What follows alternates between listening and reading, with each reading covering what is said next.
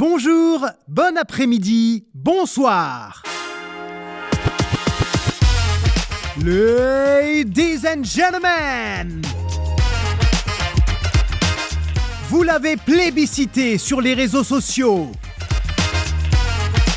C'est le nouveau thème de ce hors-série purement culturel du cinéma tué, le plan séquence. Eh oui, pour tous ceux qui découvrent ce podcast, d'abord bienvenue et merci. En fait, tous les 3-4 épisodes à peu près, je propose un numéro spécial qui n'est pas le décryptage critique d'un film, mais plutôt une façon de vous donner des clés de compréhension de la façon dont on fabrique les longs métrages. Et il y a quelques semaines, j'avais demandé à mon immense communauté Instagram de 1074 followers de choisir le prochain thème. Et c'est donc ce qui a été fait, et c'est le plan séquence qui a été choisi. Je vous ai compris. Et on y va avec une définition simple. Un plan séquence, c'est un procédé de réalisation qui consiste à tourner une scène en une seule prise, sans aucune coupe, sans aucune interruption à aucun moment. On s'en sert la plupart du temps pour suivre la progression d'un ou de plusieurs personnages dans un ou plusieurs environnements successifs. On peut voir par exemple un couple sortir d'un immeuble, marcher dans la rue, discuter avec un voisin qui passe par là, puis entrer dans un café, s'acheter un truc, ressortir, le tout sans que la caméra ne coupe une seule fois pendant plusieurs minutes. Impressionnant. Ah mais je confirme, c'est très impressionnant et ça demande surtout une très grande dextérité à tout le monde sur le plateau. Parce que, comme vous le savez, le cinéma, comme la télévision d'ailleurs, fonctionne en plan après plan, en coupe après coupe. C'est ce qu'on appelle d'ailleurs le découpage et ça sert évidemment à donner une richesse visuelle à l'ensemble. De l'autre côté de l'écran, le spectateur il a l'impression d'être partout, de tout voir, de tout comprendre sous tous les angles. Mais ça permet aussi aux équipes techniques et aux comédiens de travailler plus sereinement. Parce que si on coupe, y a moins de pression. Ça veut dire qu'on peut refaire la prise autant de fois qu'il le faut. Coupé. On va la refaire en changeant d'objectif. Attention, moteur. Annonce. Et puis le découpage, c'est la base au cinéma, puisque le réalisateur, il est là pour trouver des plans, des axes, des mouvements originaux. Et le monteur, lui, il est là pour tous les mettre au diapason et raconter une histoire cohérente. Donc, le plan séquence, c'est pas quelque chose qu'on retrouve dans tous les films. C'est même à chaque fois un petit événement pour les connaisseurs, puisque c'est une vraie prouesse des équipes techniques, du réalisateur, des acteurs, des cadreurs, des spécialistes en effets spéciaux plateau aussi, si la scène l'exige. Bref. C'est la classe. Et contrairement au découpage, le plan séquence propose et impose au spectateur une sorte, d'excitation et de frustration. Excitation, parce que je le disais, donc c'est un procédé très exigeant en termes de mise en scène, on va y revenir un peu plus tard, donc il y a toujours un effet waouh quand on en voit un. Mais de frustration aussi, parce que le spectateur, du coup, il est plus vraiment omniscient. Il a plus l'œil à la fois sur le héros, mais aussi sur son ennemi qui tue des gens à l'autre bout de la ville, et en même temps sur sa fille qui est l'otage des méchants dans un bateau en pleine mer. C'est comme si on mettait des œillères au spectateur et qu'on lui disait... Voilà, maintenant tu vas suivre ce personnage en faisant le deuil de tout ce qui se passe autour et pendant ce temps-là. Mais en suivant ce personnage, dans cette situation précise en revanche, tu vas comprendre plein de choses et vivre plein de choses. Voilà, donc c'est véritablement une expérience sensitive que les réalisateurs veulent faire vivre à leur public. Grand merci, mon maître. Hosanna sur vous et votre famille. Et là, c'est le moment où vous allez me dire « Mais Loïc, nous brûlons d'impatience à l'idée de découvrir d'où viennent ces plans séquences. » Et ça rime en plus. Eh bien, je vous dirai tout simplement que ça vient des débuts du cinéma.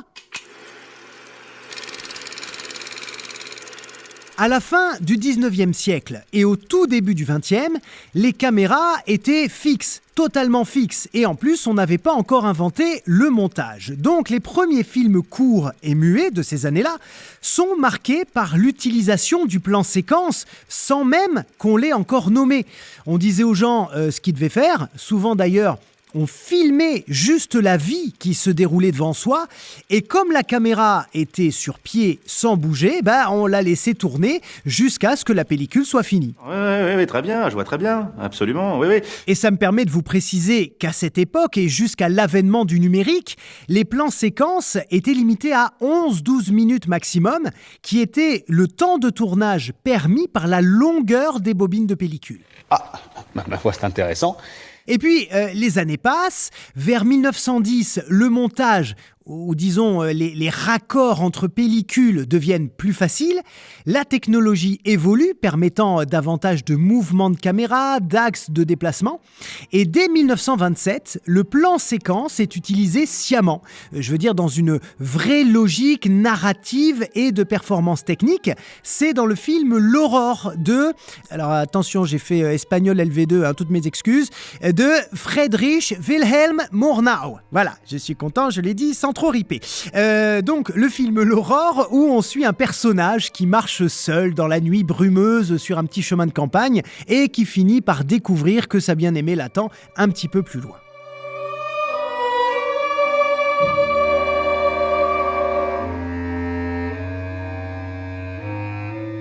On le verra aussi utilisé en 1931 dans M le maudit de Fritz Lang, puis il sera élevé au rang de, on va le dire, de virtuosité à partir des années 40 par Orson Welles d'abord, puis Alfred Hitchcock, mais aussi Sergio Leone et Stanley Kubrick, notamment dans Shining, pour ne citer que. Et puis parmi les réalisateurs un petit peu plus modernes qui en sont les spécialistes, on peut citer Quentin Tarantino, Brian De Palma, les frères Dardenne, Michel Gondry, Martin Scorsese ou encore Alfonso Cuarón. Les meilleurs. Ah là les amis, c'est la crème de la crème, incontestablement. Et il faut dire qu'ils ont bien été aidés par le développement de la Steadicam au début des années 70.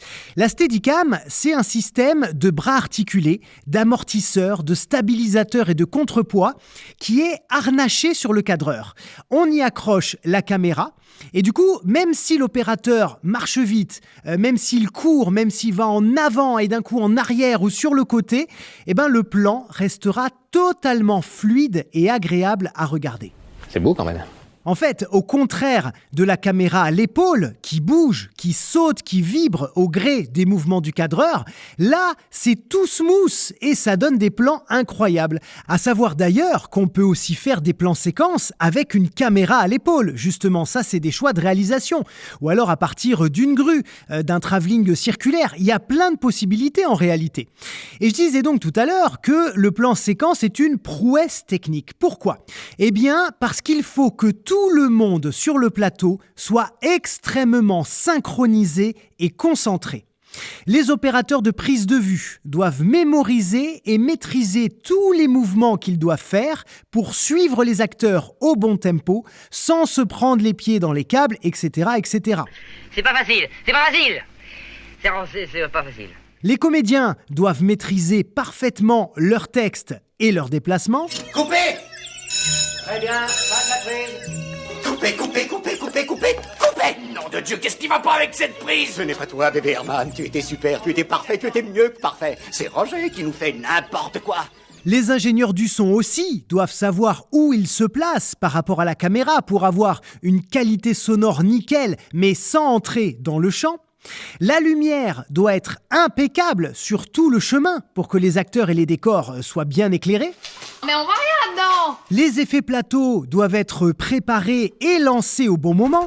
S'il y a des explosions, par exemple, ou un personnage criblé de balles, une seconde trop tôt, une seconde trop tard, et tout le plan séquence est foutu.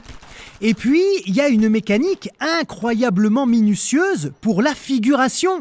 Si la scène se passe dans la rue, par exemple, il faut que les voitures démarrent au bon moment, roulent à la vitesse prévue, que les passants passent eux aussi au bon moment en faisant exactement ce qu'on leur a dit de faire, donc lire un journal, boire un café, discuter, etc. Et qu'il n'y ait pas de regard caméra, de chute, d'hésitation ou d'autres problèmes du genre. Parce qu'il faut bien comprendre que s'il n'y a ne serait-ce qu'une erreur, même toute petite, humaine ou technique, il faut tout recommencer depuis le début. Et ça coûte un temps et surtout un pognon dingue, surtout quand il y a des explosions, comme je disais tout à l'heure, et qu'il faut donc remettre des détonateurs, reconstruire le décor, changer la chemise du mec, par exemple, qui a été criblé de balles. Donc ça demande du temps et beaucoup d'argent.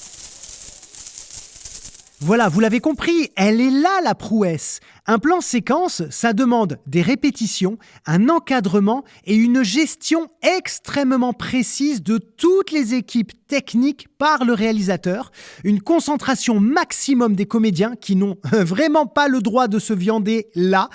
Tout le reste du temps, s'ils veulent, il n'y a pas de souci, mais là non. C'est comme une chorégraphie, c'est comme un ballet qui est répété au cordeau et qu'on ne peut faire qu'une fois. Mais, attention les amis. Et là tout le monde se dit, mais qu'est-ce qu'il va nous raconter encore ? Eh ben oui, en fait, beaucoup de plans séquences n'en sont pas vraiment. Dis-moi pas que c'est pas vrai! Eh si, pardon de péter l'ambiance, mais vous savez que dans ce podcast, je vous dis toujours tout avec beaucoup d'honnêteté. Par exemple, moi, le premier plan séquence qui m'a vraiment marqué au cinéma, c'est celui qui met en scène Nicolas Cage dans Snake Eyes, réalisé par Brian De Palma et sorti en 1998. C'est un des plus mythiques parce qu'il dure presque 13 minutes et qu'il est utilisé dès la scène d'introduction du film. On est dans les coulisses d'un grand hôtel qui accueille un combat de boxe et on suit Rick Santoro, un inspecteur ripou qui passe d'un endroit à l'autre, des gradins jusqu'à un studio de télé en passant par les vestiaires, les sous-sols, etc., à la rencontre de différents personnages. C'est un plan séquence mythique, je le disais, mais en fait, il compte 8 coupes cachées. C'est pas possible, c'est pas possible, c'est pas possible! Désolé, je mesure le sentiment de trahison qui vous étreint. Mais c'est vrai, c'est plein en fait de mini-plans séquences reliés entre eux dans des coupes invisibles. Pareil d'ailleurs pour 1917. Vous savez, c'est le film sur la Première Guerre mondiale de Sam Mendes qui est sorti en 2019. À l'époque, tout le monde l'avait annoncé comme un long métrage tourné en un seul plan séquence de 2 heures, ce qui n'avait jamais été fait auparavant. Et pendant de longs mois, le réal, les producteurs, les distributeurs, les acteurs, ils ont tous entretenu ce mythe du plan séquence ultime. Prenez votre pactage. J'espérais que ce serait une bonne journée. L'espoir, c'est dangereux. Vous avez un frère au 2e bataillon. Oui, mon général. Ils vont tomber dans un piège. Vous avez ordre de leur remettre un message annulant l'assaut de demain matin.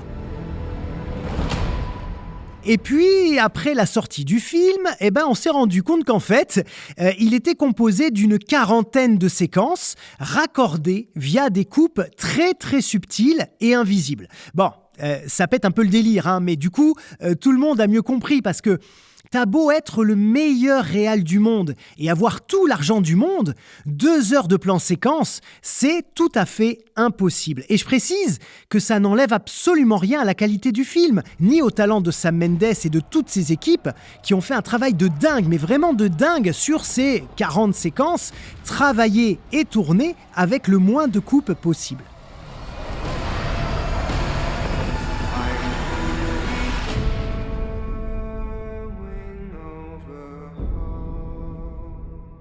Et comme vous me connaissez, je vais pas vous laisser comme ça, je vais vous dire comment ils ont fait dans Snake Eyes comme dans 1917 pour que ce montage imperceptible à l'œil nu nous fasse croire que c'était des plans séquences ultra longs. Eh bien, il y a plusieurs techniques. On peut faire d'abord passer un figurant ou un gros objet devant la caméra pour obstruer le champ visuel du spectateur et en profiter pour faire une coupe et raccorder ensuite avec un plan similaire. Ah oui ? Ah ben bien sûr. On peut aussi faire passer la caméra dans un endroit totalement noir, un tunnel, une chambre, une rue, mais avoir en tout cas tout l'écran en noir, ne serait-ce qu'une seconde, hein, ça marche. Ça permet de couper et de reprendre ensuite au même endroit. On peut également se servir d'une explosion. Hop, le feu, la terre, les gravats qui prennent toute l'image et on en profite.